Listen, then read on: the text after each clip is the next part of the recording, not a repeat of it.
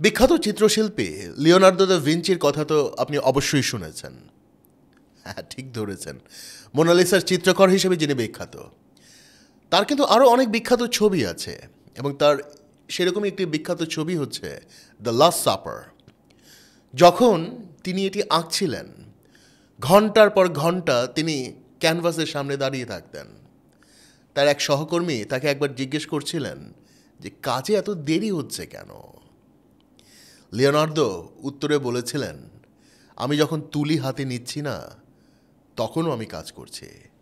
আমি আমার মনের ভেতরের ছবিটাকে নিখুঁত করছি।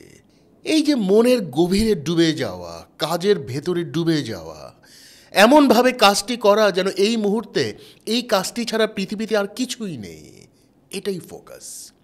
এবং এই অবিশ্বাস্য ফোকাস করতে পারার ক্ষমতার কারণেই আজ 100 বছর পরেও লিওনার্দো দ্য ভিঞ্চি অমর হয়ে আছেন, তার সৃষ্টি অমর হয়ে আছে।